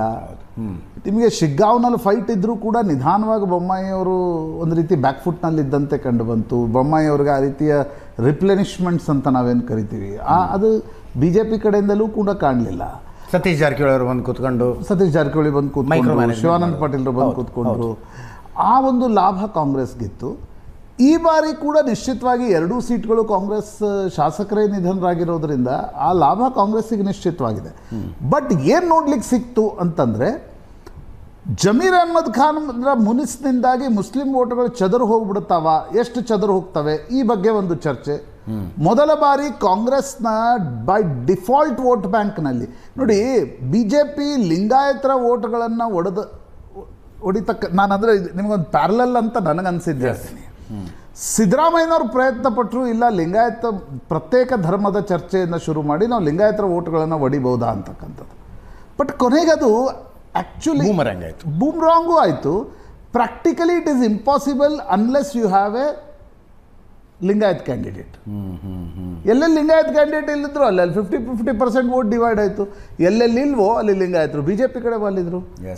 ನನಗನ್ಸುತ್ತೆ ಮುಸ್ಲಿಂ ಮತಗಳ ವಿಭಜನೆಯ ಸಂದರ್ಭದಲ್ಲೂ ಕೂಡ ನೀವು ಈಗ ನನಗೊಬ್ಬರು ಸ್ವಲ್ಪ ದೊಡ್ಡ ಮುಸ್ಲಿಂ ನಾಯಕರು ಅಲ್ಲ, ಅವರು ಒಬ್ಬ ಯುವಕ ಮುಸ್ಲಿಂ ನಾಯಕ ಒಂದು ಮಾತು ಹೇಳಿದ್ರು. ಅವ್ರು ಲೋಕಸಭಾ ಚುನಾವಣೆಗೆ ಟಿಕೆಟ್ ಕೇಳ್ತಾಯಿದ್ರು.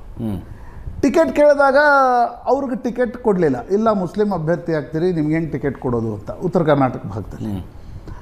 ಅವರು ಸ್ವಲ್ಪ ಮುನಿಸ್ಕೊಂಡು ಅವ್ರ ಮನೆಯವ್ರಿಗೆಲ್ಲ ಹೇಳಿದ್ರಂತೆ, ಸ್ವಂತ ಪತ್ನಿಗೆ ಹೇಳಿದ್ರಂತೆ, ಇಲ್ಲ ಕಾಂಗ್ರೆಸ್ಗೆ ಓಟ್ ಹಾಕ್ತೀಯಾ ಇಲ್ಲ ನೋಡು ಅಂತ. ಪತ್ನಿ ಹೇಳಿದ್ಲಂತೆ, ಇನ್ಯಾರಿಗೆ ಓಟ್ ಹಾಕೋಣ, ನಾನು ಇಷ್ಟು ವರ್ಷ ಕಾಂಗ್ರೆಸ್, ನಿನಗೆ ಸೀಟ್ ಕೊಟ್ಟಾರೋ ಬಿಟ್ಟಾರೋ ನಾವಂತೂ ಕಾಂಗ್ರೆಸ್ಗೆ ಹಾಕೋದು, ನನ್ನ ಕಡೆ BJPಗೆ ಓಟ್ ಹಾಕೋಕ್ಕಾಗಲ್ಲ ಅಂದ್ರೆ. ಅವರ ತಾಯಿ, ಅವರ ತಂಗಿ, ಅಂದರೆ ಪಾಲಿಟಿಕ್ಸ್ ಗೊತ್ತಿಲ್ಲದೇ ಇರುವ ಮುಸ್ಲಿಂ ಸಮುದಾಯ ಇದೆ ಅಲ್ವಾ, ಅದು ಇಷ್ಟು ದಿನಗಳವರೆಗೆ ಬೈ ಡಿಫಾಲ್ಟ್ ಹೋಗಿ ಹಸ್ತಕ್ಕೆ ಮತ ಅಂತ ಹೋಗಿ ಹಾಕ್ತಾ ಇದೆ. ಮಸಲ್ ಮೆಮೊರಿ ಅಂತಾರೆ ಅದಕ್ಕೆ. ಈಗ ಅದನ್ನ ಬದಲಾವಣೆ ಮಾಡಬೇಕಾದ್ರೆ ನಿಮ್ಗೆ ಆ ರೀತಿಯ ಕ್ಯಾಂಡಿಡೇಟ್ ಬೇಕು. ನನಗನ್ಸುತ್ತೆ ಈಗ SDPI ಆ ಮಟ್ಟದ ಚಾಯ್ಸ್ ಆಗಿ, ಈಗ OIC SDPI ಫ್ರಿಂಜ್ ಚಾಯ್ಸ್ ಆಗಿ ಉಳಿಬೋದು. ಮೇನ್ ಸ್ಟ್ರೀಮ್ ಮುಸ್ಲಿಂ ಸಮುದಾಯದ ಓಟ್ಗಳನ್ನು ಅವ್ರಿಗೆ ತೆಗೆದುಕೊಳ್ಳಿಕ್ಕೆ ಸಾಧ್ಯ ಆಗತ್ತಾ? ಅಶೋಕ್ ಶೆಟ್ಟರ್ ಅವರೇ, ಲಾಸ್ಟ್ ಟೈಮ್ 2023 ರಿಸಲ್ಟ್ ನೋಡಿದ್ರೆ ಚರಂತಿ ಮಠರ ತಮ್ಮನ ಸ್ಪರ್ಧೆ ಓಟ್ ಹೊಡಿತು ಕಾಂಗ್ರೆಸ್ ಗೆದ್ದು ಬಿಡ್ತು ಅಂತ ನಂಬರ್ಸ್ ನೋಡಿದ್ರೆ ಹಂಗೆ ಅನ್ಸೋದು. ಈ ಸಲ ತಮ್ಮ ಕಾಂಗ್ರೆಸ್ ಸೇರ್ಕೊಂಡ್ರು, ಓಟ್ ಹೊಡಿಯೋ ಕ್ಯಾಂಡಿಡೇಟ್ ಇಲ್ಲ ಕಣದಲ್ಲಿ. ಇದರದ್ದು ಇಂಪ್ಯಾಕ್ಟ್ ಏನಾರ ಆಗತ್ತಾ ಸರ್? 2023 ಚುನಾವಣೆ ಫಲಿತಾಂಶ ನೋಡಿದಾಗ ಅವರ ತಮ್ಮನಿಂದ ವೀರಣ್ಣ ಚರಂತಿ ಮಠ ಸೋತ್ರು ಅನ್ನುವಂಥದ್ದು ಮೇಲ್ನೋಟಕ್ಕೆ ಕಂಡು ಬರ್ತದೆ. ಆದ್ರೆ ವಾಸ್ತವದ ಗ್ರೌಂಡ್ ರಿಪೋರ್ಟ್ ನೋಡಿದಾಗ ಅದು ಅಲ್ಲ ಅನ್ನುವಂಥದ್ದು. ಯಾಕಂತಂದ್ರೆ ಲಾಸ್ಟ್ ಟೈಮ್ 2023 ಚುನಾವಣೆಯಲ್ಲಿ ನೋಡ್ರಿ, ಮುಖ್ಯವಾಗಿ ಬಿಜೆಪಿಗೆ ಕೈ ಕೊಟ್ಟಿರ್ತಕ್ಕಂಥದ್ದು ಒಂದು ಕಡೆ ಈ ಭಾಗದ ಉತ್ತರ ಕರ್ನಾಟಕದಲ್ಲಿ ಜಗದೀಶ್ ಶೆಟ್ಟರಿಗೆ ಟಿಕೆಟ್ ತಪ್ಪಿರ್ತಕ್ಕಂಥದ್ದು, ಲಕ್ಷ್ಮಣ ತಪ್ಪಿರ್ತಕ್ಕಂಥದ್ದು. ಹಾಗೇನೆ ಒಳ ಮೀಸಲಾತಿ ಬಿಜೆಪಿಗೆ ಮಾರಕ ಆಯ್ತು ಅನ್ನೋಂಥದ್ದು. ಆದ್ರೆ ಈ ಒಂದು ಉಪಚುನಾವಣೆ ಒಳಗ ಈ ಮೂರು ಅಂಶಗಳು ಅಂದ್ರೆ ಜಗದೀಶ್ ಶೆಟ್ಟರ್ ಬಿಜೆಪಿ ಬಂದಿರತಕ್ಕಂಥದ್ದು, ಬಾಗಲಕೋಟೆಯಲ್ಲಿ ಟಿಕಾಣಿ ಹುಟ್ಟಿರ್ತಕ್ಕಂಥದ್ದು, ಒಳ ಮೀಸಲಾತಿ ಸದ್ಯಕ್ಕೆ ಸಿದ್ದರಾಮಯ್ಯವರಿಗೆ ದೊಡ್ಡ ತಲೆನೋವು ತಂದಿರತಕ್ಕಂಥದ್ದು ಒಳ ಮೀಸಲಾತಿ ಅಂತ ಹೇಳ್ಬೋದು. ಕಾರಣ ಏನಂದ್ರೆ ನಾವು 2023 ಚುನಾವಣೆ ನೋಡಿದ್ದೇವೆ, ಕೆಲವು ತಾಂಡಗಳಿಗೆ ಬಿಜೆಪಿ ಅಭ್ಯರ್ಥಿಗಳು ಒಳಗೆ ಹೋಗ್ಲಿಕ್ಕೂ ಸಹಿತ ಪ್ರವೇಶ ಕೊಡಲಾರದಂತ ಒಂದು ಪರಿಸ್ಥಿತಿಯನ್ನ ಅವತ್ತು ನಾವು ಕಂಡಿದ್ವಿ.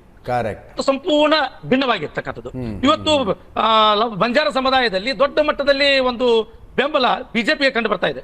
ಇದು ಈ ಸದ್ಯ ಕಂಡು ಬರ್ತಕ್ಕಂಥದ್ದು. ಲಾಸ್ಟ್ ಟೈಮ್ ಈ ಎಲ್ಲಾ ವಿರೋಧಿ ಅಂಶಗಳು ಇದ್ದಾಗ್ಯೂ ಸಹಿತ ಚರಂತಿ ಮಠರು ಸೋತಿದ್ದು ಕೇವಲ 5,800 ಚಿಲ್ಲರೆ ಮತಗಳಿಂದ. ಆದ್ರೆ ಈ ಸತ್ಯ ಬಹಳಷ್ಟು ಅಂಶಗಳು ಪೂರಕವಾಗಿವೆ. ಜೊತೆಗೆ ಸಿದ್ದರಾಮಯ್ಯನವರಿಗೆ ಒಳ ಮೀಸಲಾತಿಯ ಪದ್ಧತಿಗಳು ಬಹಳಷ್ಟು ಈ ಕ್ಷೇತ್ರದಲ್ಲಿ ಸ್ವತಃ ಸಿದ್ದರಾಮಯ್ಯನವರು ಈಗಾಗಲೇ 4 ಪ್ರಚಾರ ಮಾಡಿದ್ದಾರೆ. ಈ ಸತ್ಯ ಮೆರವಣಿಗೆ ನಡೆಸಿದ್ದಾರೆ, ಬಹಿರಂಗ ಸಭೆಯನ್ನ ಈ ಕೆಲವೇ ಕ್ಷಣಗಳಲ್ಲಿ ಬಹಿರಂಗ ಸಭೆಯನ್ನು ಉದ್ದೇಶಿಸಿ ಮಾತನಾಡಿದ್ದಾರೆ, ನಾಮಪತ್ರ ಸಲ್ಲಿಸಲಿಕ್ಕೂ ಬಂದಿದ್ದಾರೆ. ಅಂದ್ರೆ ಒಟ್ಟಾರೆಯಾಗಿ 6 ದಿನಗಳು ಬಂದಂಗಾಯ್ತು. ಸುಮಾರು 16 ಸಾರ್ವಜನಿಕ ಸಭೆಗಳನ್ನ ಉದ್ದೇಶಿಸಿ ಮಾತನಾಡಿದ್ದಾರೆ. ಬಾದಾಮಿಯಲ್ಲಿ ಅವರು ಸ್ವತಃ ಚುನಾವಣೆ ನಿಂತಾಗ ಕೇವಲ ಅವರು ಪ್ರಚಾರಕ್ಕೆ ಕೊಟ್ಟಿರ್ತಕ್ಕಂಥ ಅವಧಿ 1 ದಿವಸ.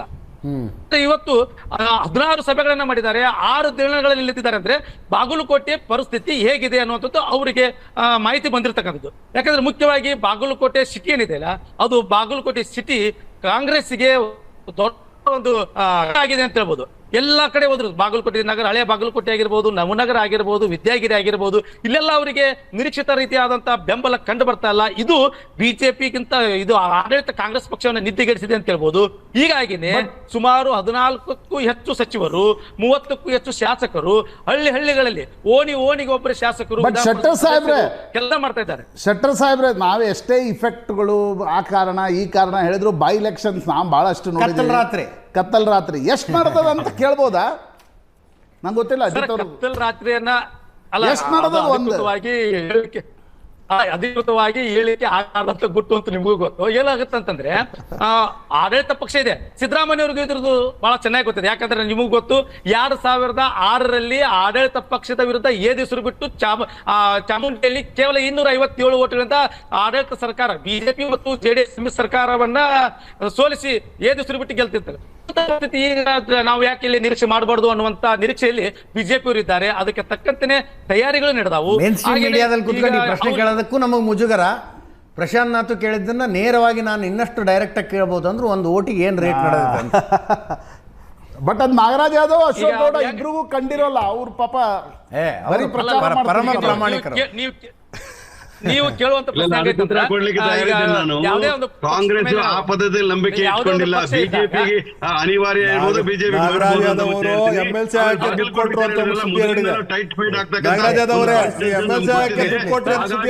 ಮುಖ್ಯಮಂತ್ರಿಗಳು, ಹಾಗಾಗಿ ಮುಖ್ಯಮಂತ್ರಿಗಳ ಪ್ರತಿಷ್ಠೆ ತಗೊಂಡು ಸುಮಾರು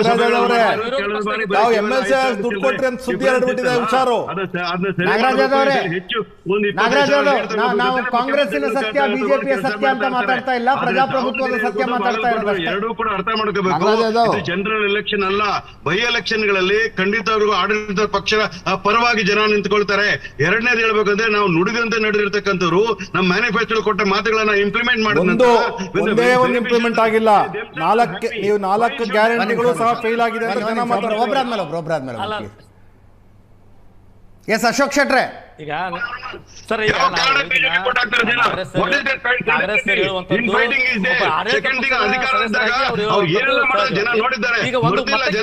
ಅರ್ಥ ಮಾಡ್ಕೋಬೇಕಾದ್ರೆ ಮೊನ್ನೆ Ashok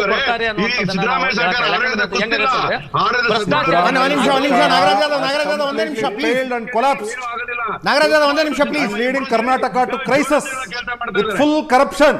and leading to communalisation of Karnataka politics and Karnataka ಜನತೆ. ಕರಪ್ಷನ್ ಅಂತಂದ್ರೆ ಕಾಂಗ್ರೆಸ್ ಅಂದ್ರೆ ಕರಪ್ಷನ್.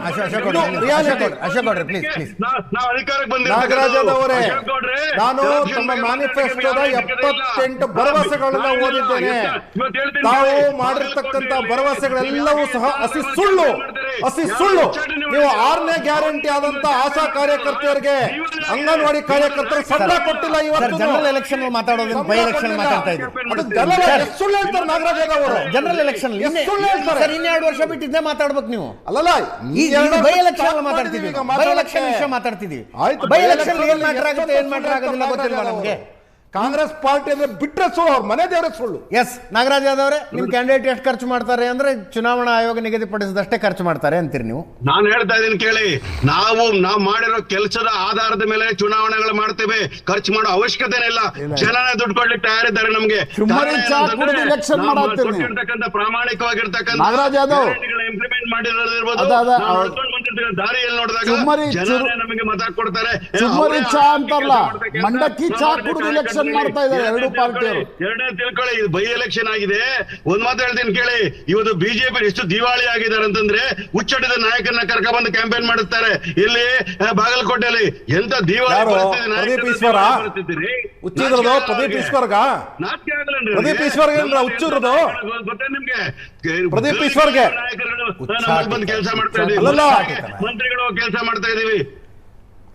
ಹಾಗಾಗಿ ಹೇಳ್ತೀನಿ ಅಶೋಕ್ ಅವರೇ, ಭ್ರಷ್ಟಾಚಾರ ಇನ್ನೊಂದು ಹೆಸರೇ ಬಿಜೆಪಿ, ಕಾಂಗ್ರೆಸ್. ಭ್ರಷ್ಟಾಚಾರ. ಪ್ರಶಾಂತ್, ಬೈ ಎಲೆಕ್ಷನ್ 2-0 ಆದ್ರೆ ಏನಾಗುತ್ತೆ in favour of Congress, 2-0 in favour of BJP ಆದ್ರೆ ಏನಾಗುತ್ತೆ, 1-1 ಆದ್ರೆ ಏನಾಗುತ್ತೆ? ಅಜಿತ್ ನೋಡಿ, ಸರ್ಕಾರದ ಮೇಲೆ ಏನು ಇಂಪ್ಯಾಕ್ಟ್ ಆಗೋದಿಲ್ಲ. We all know that. Ajit, by ಎಲೆಕ್ಷನ್ಸ್ಗಳನ್ನ ಎರಡೂ ಕಾಂಗ್ರೆಸ್ ಗೆದ್ರೆ that is well and good. ಎರಡೂ ಬಿ ಜೆ ಪಿ ಗೆದ್ರೆ ಒಂದು ದೊಡ್ಡ ಅಲ್ಲೋಲ ಕಲ್ಲೋಲ ಆಗುತ್ತೆ. ಎಸ್ ಅಲ್ವಾ? ಹೌದು. ಯಾಕಂದರೆ ಸರ್ಕಾರದ ಬದಲು ವಿರೋಧ ಪಕ್ಷಗಳು ಗೆದ್ರೆ ಒಂದು ಗೆದ್ದರೂ ಯಾವ್ದು ಗೆಲ್ಲುತ್ತೆ ಬಿ ಜೆ ಪಿ ಅನ್ನೋದು ಭಾಳ ಮುಖ್ಯ ಆಗುತ್ತೆ. ಒಂದು ವೇಳೆ ಹೈಪೋಥೆಟಿಕಲಿ ಹೇಳ್ತಿದ್ದೀನಿ ನಾನೀಗ, ಗೆಲ್ಲೋದು ಸೋಲೋದು ಪ್ರಾಯಶಃ ಆ ಹಂತ, ನಾವು ಈ ಹಂತದಲ್ಲಿ ಅದನ್ನು ವಿಶ್ಲೇಷಣೆ ಮಾಡಬೇಕಿಲ್ಲ.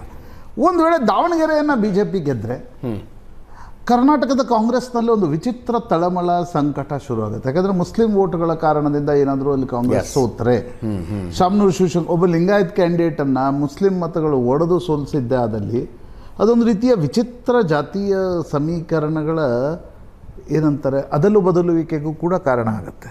28ರಲ್ಲಿ ಏನಾಗ್ಬೋದು. ಜೊತೆಗೆ it will have an impact on Karnataka Congress developments. ನಾಯಕತ್ವ ಬದಲಾವಣೆಯ ದೃಷ್ಟಿಯಿಂದ ಕೂಡ ಅದರ ಇಂಪ್ಯಾಕ್ಟ್ ಇರುತ್ತೆ. ಒಂದು ವೇಳೆ ಬಾಗಲಕೋಟೆ ಸೋತ್ರೆ ಕಾಂಗ್ರೆಸ್ಸು, ಅದರ ಇಂಪ್ಯಾಕ್ಟ್ ಸಿದ್ದರಾಮಯ್ಯನವ್ರ ಮೇಲೆ ಏನಾಗುತ್ತೆ ನೋಡಬೇಕು. ದಾವಣಗೆರೆ ಒಂದು ವೇಳೆ ಸೋತ್ರೆ ಅದರ ಇಂಪ್ಯಾಕ್ಟ್ ಶಿವಕುಮಾರ್ ಮೇಲೆ ಏನಾಗುತ್ತೆ ನೋಡಬೇಕು. ಎರಡೂ ಗೆದ್ರು ಅಂತ ಅನ್ಕೋಣ, impact will be nil. But ನಿಮ್ಮ ನಾಯಕತ್ವ ಬದಲಾವಣೆಯ ಚರ್ಚೆ ಅದು ಮತ್ತೆ ಸ್ಟ್ಯಾಂಡ್ ಸ್ಟಿಲ್ಲಿಗೆ ಬರುತ್ತೋ, ಅದು ಮೂಮೆಂಟಮ್ ತೆಗೆದುಕೊಳ್ಳುತ್ತೋ, ಅದು ಎರಡು ಕಾಂಗ್ರೆಸ್ ಗೆದ್ರೆ ವಿಜೇಂದ್ರ ಅವರ ಲೀಡರ್ಶಿಪ್ ಮೇಲೆ ಪರಿಣಾಮ ಏನು? ಅದೇ ನನಗೆ ಅನ್ಸುತ್ತೆ ನೋಡಿ, ಒಂದು ವೇಳೆ 2ರಲ್ಲಿ 1 ಗೆದ್ರೆ ವಿಜೇಂದ್ರ ಲೀಡರ್ಶಿಪ್ ಒಂದು ದೊಡ್ಡ ಬೂಸ್ಟ್ ಸಿಗುತ್ತೆ. ಎರಡೂ ಸೋತರು ಎಷ್ಟು ಅಂತರದಲ್ಲಿ ಸೋತಿದ್ದಾರೆ ಅನ್ನೋದು. ಜೊತೆಗೆ ಅಜಿತ್, ನನಗನ್ಸುತ್ತೆ ಬಹಳ ದಿನಗಳ ನಂತರ ವಿಜೇಂದ್ರ ಒಂದು ಮಾಡಿದ್ದಾರೆ ಅಂತ ಹೇಳ್ಬೋದು. ವಿಜೇಂದ್ರ ಹೈಕಮಾಂಡ್ ಸೇರಿ ಕರ್ನಾಟಕದಲ್ಲಿ ಒಂದಿಷ್ಟು ಒಳಜಗಳಗಳನ್ನು ಬಗೆಹರಿಸಿದ್ದಾರೆ. ಅಂದರೆ ಅದೇ ರಾಜಕಾರಣದಲ್ಲಿ ಬಗೆಹರಿಸಕ್ಕಾಗಲ್ಲ, ಎಲ್ಲವೂ ತೇಪೆನೇ ಹಚ್ಚಬೇಕು. ಬಟ್ 28ಕ್ಕೊಂದು ಮೊಮೆಂಟಮ್ ಏನು ತೆಗೆದುಕೊಳ್ಬೇಕಿತ್ತು ಕರ್ನಾಟಕದ ಬಿ ಜೆ ಪಿ. ಆ ಮೊಮೆಂಟಮ್ ಈ ಚುನಾವಣೆಯ ಅಟ್ಲೀಸ್ಟ್ ಒಂದೊಂದು ಸಿಂಗಲ್ ಕಮಾಂಡ್ ಅನ್ನು ತೋರಿಸೋದ್ರಲ್ಲಿ ಬಿ ಜೆ ಪಿಯವರು ಯಶಸ್ವಿಯಾಗಿದ್ದಾರೆ. ಇದನ್ನು ಹೆಂಗೆ ತೆಗೆದುಕೊಂಡು ಹೋಗ್ತಾರೆ ಮುಂದೆ, ಅದೆಲ್ಲ ಮುಂದಿನ ಪ್ರಶ್ನೆ. ಆದರೆ ನನಗನ್ಸುತ್ತೆ ಅಜಿತ್, ಒಂದು ವೇಳೆ ಕಾಂಗ್ರೆಸ್ ಎರಡೂ ಗೆದ್ದರೆ ಮೇ 4ರ ನಂತರ ಡಿ ಕೆ ಶಿವಕುಮಾರ್ ಏನು ಮಾಡ್ತಾರೆ ಅಂತಕ್ಕಂಥದ್ದು ಕೂಡ ಭಾಳ ಇಂಪಾರ್ಟೆಂಟ್. ಯಾಕಂದರೆ ದಾವಣಗೆರೆ ಸೋತ್ರೆ ನಾವು ಡಿ ಕೆ ಶಿವಕುಮಾರ್ಗೆ ಏನಾಗುತ್ತೆ ಅನ್ನೋದು ಚರ್ಚೆ ಮಾಡ್ತಿದ್ದಾಗ, ಎರಡೂ ಗೆದ್ದಾಗ ಡಿ ಕೆ ಶಿವಕುಮಾರ್ ಅವರು ಮೇ 4ರ ನಂತರ ಕಾಂಗ್ರೆಸ್ ಹೈಕಮಾಂಡ್ಗೂ ಕೂಡ ಇಲ್ಲ ಇದಿದೆ ಅದಿದೆ ಅಂತಕ್ಕಂಥದ್ದನ್ನು ಹೇಳುವ ಪ್ರಮೇಯಗಳು ಅಥವಾ ಉದಾಹರಣೆಗಳಿಲ್ಲ. ಒಂದು BBMP ಚುನಾವಣೆ ಘೋಷಣೆ ಆಗಬೇಕು. ಹೌದು, ಚುನಾವಣೆ ಘೋಷಣೆ ಆಗ್ಲಿಕ್ಕೆ ಇನ್ನೂ ಟೈಮ್ ಇರುತ್ತಾಗ, ಕರೆಕ್ಟ್, 1.5-2 ತಿಂಗಳು ಟೈಮ್ ಇರುತ್ತೆ. ಎರಡನೇದು ಜಾತಿ ಗಣತಿಯ ಪ್ರಶ್ನೆ ಏನಿದೆ ಅದರ ರಿಸಲ್ಟ್ಸ್ಗಳು ಹೊರಗಡೆ ತಂದರೆ ಆಗ ಏನಾಗುತ್ತೆ ಅಂತಕ್ಕಂಥದ್ದನ್ನು ಕೂಡ ನೋಡಬೇಕಾಗತ್ತೆ. ಹೀಗಾಗಿ ನನಗನ್ಸೋದು ಅಜಿತ್, ಡಿ ಕೆ ಶಿವಕುಮಾರ್ ಮೇ 4ರ ನಂತರ ಏನು ಮಾಡ್ತಾರೆ, ಒಂದು ವೇಳೆ ನಾನು ಹೇಳೋದು ನೋಡಿ, ಈಗ ಪಂಚರಾಜ್ಯಗಳ ಚುನಾವಣೆಗಳ ದೃಷ್ಟಿಯಿಂದ ಕೂಡ ಕಾಂಗ್ರೆಸ್ಗೆ ಇರ್ತಕ್ಕಂಥ ಏಕೈಕ ಅವಕಾಶ ಕೇರಳದಲ್ಲಿ. ಹೌದು, ಕೇರಳದಲ್ಲಿ ಕಾಂಗ್ರೆಸ್ ಸೋತ್ರೆ ಏನಾಗ್ಬೋದು, ಕರ್ನಾಟಕದ ನಾಯಕತ್ವ ಬದಲಾವಣೆ ವಿಷಯದ ಮೇಲೆ ಕೇರಳದಲ್ಲಿ ಕಾಂಗ್ರೆಸ್ ಬಂದರೆ ಹೈಕಮಾಂಡ್ ನ್ಯಾಚುರಲಿ ಒಂದು ಬೂಸ್ಟಲ್ಲಿ ಬರುತ್ತೆ. ಕರೆಕ್ಟ್. ಒಂದು ರಾಜ್ಯ ಆದರೂ ನಾವು ಗೆದ್ದಲಿಕ್ಕೆ ಸಾಧ್ಯ ಆಯಿತು ಅಂತಕ್ಕಂಥದ್ದು. ಆಗ ಕರ್ನಾಟಕದ ಜಗಳಗಳನ್ನು ಬಗೆಹರಿಸುತ್ತಾ ಅಥವಾ ಇಲ್ಲ ಕರ್ನಾಟಕದ ಜಗಳಗಳನ್ನು ಹಾಗೇ ಮುಂದುವರಿಸ್ಕೊಂಡು ಹೋಗುತ್ತಾ ಅನ್ನೋದು ಕೂಡ ಬಹಳ ಮುಖ್ಯ. ಬಟ್ ನನಗನ್ಸುತ್ತೆ ಮೇ 4ರ ನಂತರ ಡಿ ಕೆ ಶಿವಕುಮಾರ್ ತುಂಬ ತಾಳ್ಮೆಯಿಂದ ಇರ್ತಾರೆ ಅಂತಕ್ಕಂಥದ್ದು ನನಗಂತೂ at this point of time ಅನ್ನಿಸ್ತಾ ಇಲ್ಲ. ಏನು ಮಾಡ್ಬೋದು ಅನ್ಸುತ್ತೆ ನಾಗರಾಜ್ ಯಾದವ್ ಅವರೇ? ನೋಡಿ, ಪ್ರಶಾಂತ್ ಅವ್ರು ಹೇಳ್ತಾ ಇದ್ರಲ್ಲ, ಒಂದ್ ಗೆದ್ರೆ ಏನಾಗ್ತದೆ, ಎರಡು ಗೆದ್ರೆ ಎರಡು ಗೆಲ್ಲೋದು ಶತಸಿದ್ಧ, 100% ಗೆಲ್ತೀವಿ. ಸರ್, ಪರಿಣಾಮ hypothetically ಹೇಳಿದಿರಿ ನಾಗರಾಜ್ ಯಾದವ್. ಜೊತೆಗೂಡಿ ಕೆಲಸ ಮಾಡ್ತಕ್ಕ ಅರ್ಥ ಇದೆ ಅಂತೇಳಿ ಜನ ಕೊಡ್ತಕ್ಕಂಥ ಸಂದೇಶ. ಯಾವುದೇ ಕಾರಣಕ್ಕೂ ನಮ್ಮಲ್ಲಿ ಭಿನ್ನಮತವೂ ಇಲ್ಲ, ಯಾವುದೇ ರೀತಿಯಂತ ಚರ್ಚೆ, ನಾಯಕತ್ವದ ವಿಚಾರ ಚರ್ಚೆಗಳು ಇಲ್ಲ. ಇವೆಲ್ಲವೂ ಕೂಡ ಮಾಧ್ಯಮದ ಜೊತೆಗೆ ನಾಗರಾಜ್ ಅವರು ಯಾವುದಾದರೂ ಒಂದು ಡಿಬೇಟ್ ನಲ್ಲಿ ಒಂದು ವಾಕ್ಯವನ್ನಾದ್ರೂ ಅನ್ಎಕ್ಸ್ಪೆಕ್ಟೆಡ್ ವಾಕ್ಯವನ್ನು ಹೇಳ್ತಾರೆ ಅನ್ನೋ ನಿರೀಕ್ಷೆ ಇದೆ ನನಗೆ ಇಷ್ಟು ವರ್ಷಗಳಿಂದ. ಬಿಜೆಪಿ ಸೋಲೋದು ಸತ್ಯ, ವಿಜೇಂದ್ರ ರಾಜೀನಾಮೆ ಕೊಡಬೇಕಾಗಿರೋದು ಸತ್ಯ. ಬರ್ದಿಟ್ಕೊಳ್ಳಿ, ಅಡ್ಮಿನಿಸ್ಟ್ರೇಷನ್ ಕೊಲಾಪ್ಸ್ ಆಗಿಲ್ಲ, administration collectively we are responsible. Parameshwar ಹೇಳಿದಾರಲ್ಲ ಸಿದ್ದರಾಮಯ್ಯನವರೇ ಮುಂದುವರಿತಾರೆ ಅಂತ, ಅದನ್ನು ಒಪ್ಕೊಳ್ಳೋಣ. ಪರಮೇಶ್ವರ್ ಹೇಳಿದ್ದಾರೆ ಸಿದ್ದರಾಮಯ್ಯನವರೇ ಮುಂದುವರಿತಾರೆ 2028ರವರೆಗೆ ಅಂತ, ಅದನ್ನು ಒಪ್ಕೊಳ್ಳೋಣ. ಅದ್ರ ಬಗ್ಗೆ ಒಂದು ಸ್ವಲ್ಪ ಭಾಷ್ಯ ಹೇಳಿ. ತಿಳ್ಕೊಳ್ಳಿ, ಹೈಕಮಾಂಡ್ ತೀರ್ಮಾನ ಮಾಡ್ತದೆ, ಇಬ್ರು ಒಟ್ಟಿಗೆ ಕೆಲಸ ಮಾಡ್ತಾರೆ, ಹೋರಾಟ ಮಾಡ್ತಾರೆ. Nothing to worry about this thing it all. ಅದು ಸಮಯ ಬಂದಾಗ ನಿರ್ಭಾವಕರಾಗಿ ಹೇಳಿದ್ರು, ನೀವು ಭಾವುಕರಾಗಿ ಹೇಳ್ತಾ ಇದ್ದೀರಿ ಅಷ್ಟೇ. ಎಸ್ ಅಶೋಕ್, 10ನೇ ತಾರೀಕು ಬೆಳಗ್ಗೆ 15 ಜನ MLAಗಳು ಹೋಗ್ತಾರೆ ಅಂತ ಹೇಳಿ ಈಗ 2 ಅವರ್ ಮುಂಚೆ ಒಂದು ಸುದ್ದಿ ಯಾವುದೋ ಒಂದು ಕಡೆ ಹರದಾಡ್ತಾ ಇತ್ತು. ಡಿ ಕೆ ಶಿವಕುಮಾರ್ ಬಣದ 15 ಜನ MLAಗಳು ಡೆಲ್ಲಿಗೆ ಹೋಗಿ ಬರ್ತಾ ಇದ್ದಾರೆ, 4ನೇ ತಾರೀಕು ಮುಹೂರ್ತ ಫಿಕ್ಸ್ ಮಾಡ್ಕೊಳ್ಬೇಕು ಅಂತ ಅಂದ್ಬಿಟ್ಟು. ನಾನು ಹೇಳ್ತಿಲ್ಲ, ನಿಮ್ಮ ಕಾಂಗ್ರೆಸ್ನ ನಾಯಕರು ಹೇಳಿದ್ದು. ಈಗ 2 ಅವರ್ ಹಿಂದೆ 4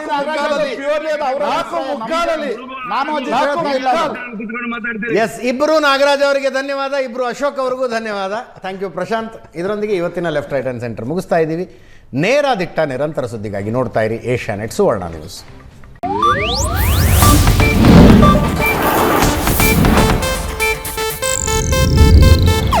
ಇದು ಏಷ್ಯಾನೆಟ್ ನ್ಯೂಸ್ ನೆಟ್ವರ್ಕ್ ಪ್ರಸ್ತುತಿ.